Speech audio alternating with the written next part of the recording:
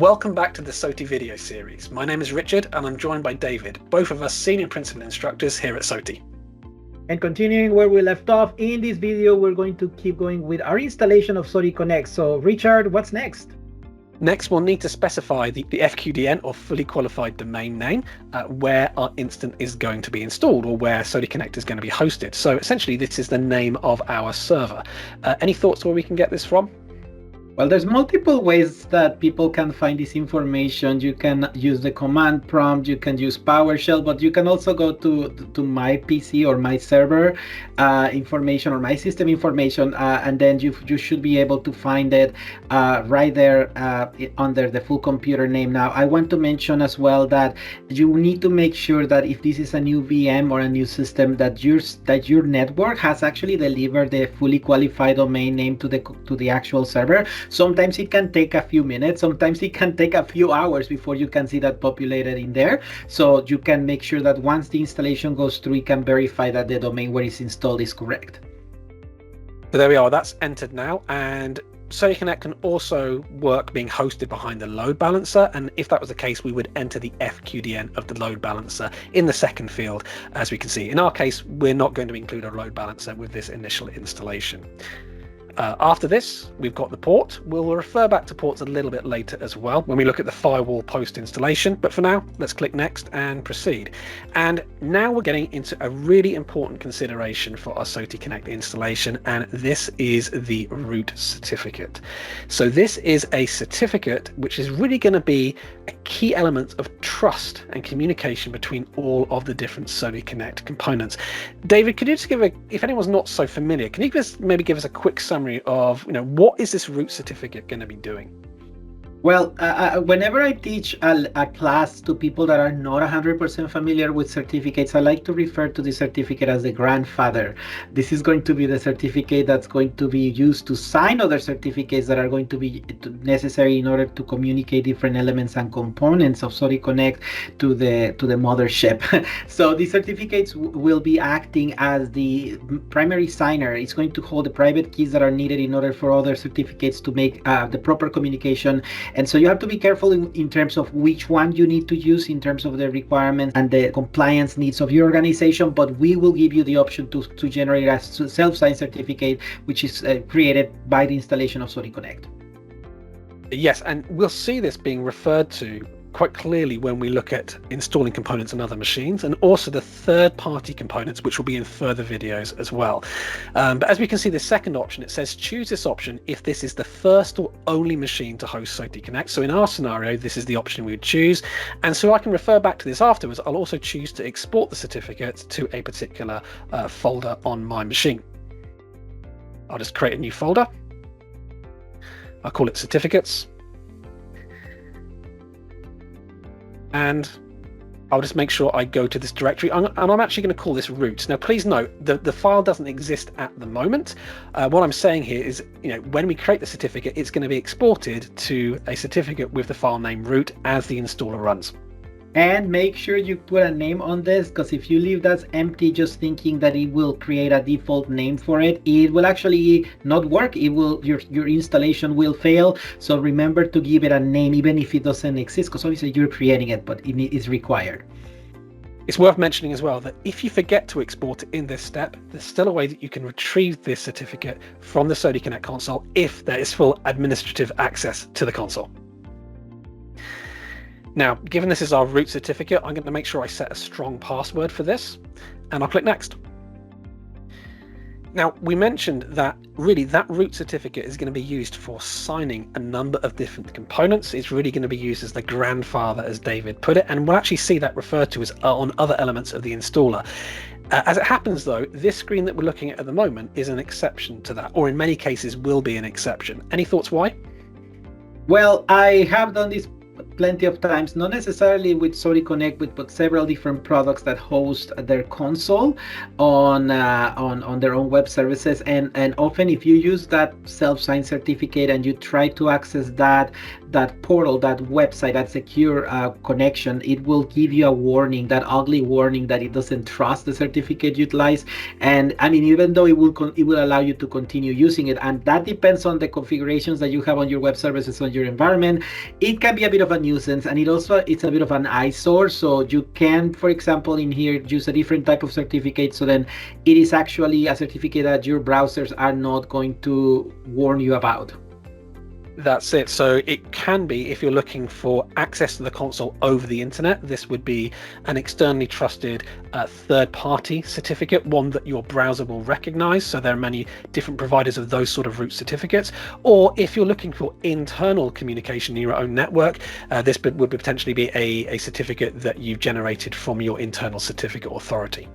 Correct. In our case, I'm including a certificate for an externally trusted certificate here, and this is the corresponding thumbprint that we've added previously. Okay, now we're moving into all of those various different components, and we'll start with the file store service. So the good news is, now that we've added our FQDN previously, a lot of the information is pre-filled, and I can just check if I'm comfortable with the FQDN, the location where the files are actually going to be stored for the file store. And again, we'll talk about these various different ports a little bit later on. Please note that any of the predefined ports on the installer will open up the local inbound connection on the server firewall. Exactly, and if you have any rules or any kind of protection, settings that prevent these ports from being used in your environment, you have to take care of this, and that's why using the documentation for the pre-requirements, it's extremely important for SOTI Connect. We'll keep going, and now we're just saying what we're going to be using, what's the certificate that we're going to be using, and everything else I'm actually going to be using the root certificate that we generated in the earlier step. We're now moving into our REST protocol adapters. Again, we're specifying the management service, the logging service. Well, everything's being installed on the same machine, so I can leave this as it is. Same with our MQTT protocol adapter, our MQTT RPC protocol adapter, which is used specifically for Zebra devices, SNMP, OnViv, and now we're just saying where SOTI Connect is going to be installed. And next we'll move on to set up SQL Server. So really what we're doing here is telling the installer where a SQL Server database is, so the appropriate databases can be created for SOTI Connect. Absolutely, and a couple of considerations is make sure that you have the right location of your server, the right instance in SQL, so then it can reference the right place where the database is going to be created, and also your credentials to be able to get in, and that you have the right permissions as well to be able to create the database and to modify it, and also make sure that the ports and services in SQL are open. This is no different from most other software where you need to set up a SQL database, so sharpen up those skills to make sure this is something that goes smoothly. And it's worth noting that in installation we will need full system access to create those databases. Good, we're successfully connected on ours, so we'll proceed and click next, and I will now specify an administrative password for the SOTI Connect console. Now please note with this, you will need to specify that here, but you will also be asked to reset the password on the first login to the web console, and we'll see that shortly. And this got me the first time. Remember that username is administrator, not just admin. It's right there. Maybe take a quick screenshot of this, so then when you're logging in for the first time, you remember what to enter. And I think we're all done. We've got all those components. In our case, they're going to be installed all on this one machine. And when we click install, we should see the installer runs, and in probably about a minute or so, we should have everything successfully done.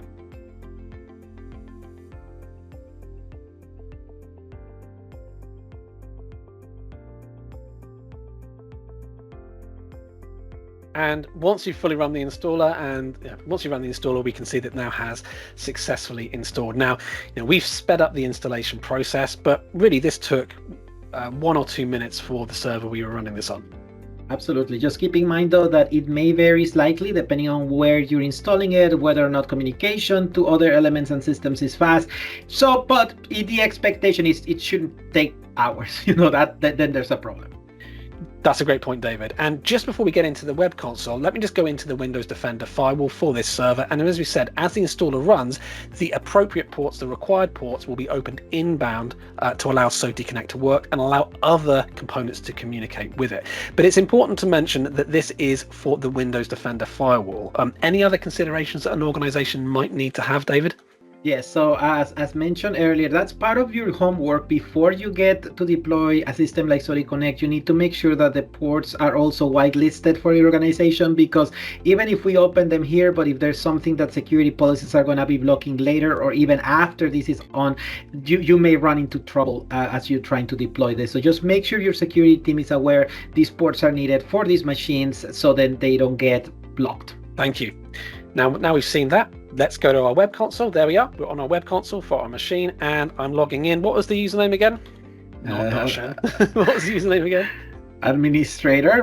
This got me once, so I want to make sure you guys know this, because I put admin and I couldn't remember what it was.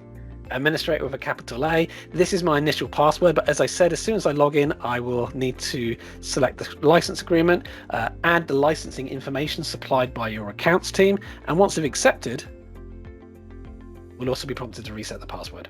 I have to say a couple of things, guys. Two things. If you forget that username, for example, our documentation should be able to tell you what to use, so always go back. That's where I found my answer. The other thing too is never save these passwords on the browser, please. That is not good practice, and also it can mess up certain processes, especially when certificates are involved, because you will need to set up connections after the fact. So my recommendation is never send any passwords or save any passwords on the browsers that you're using to access SOTI Connect. And if you do experience any issues with that, a good check is to also try opening the console in incognito mode. Definitely.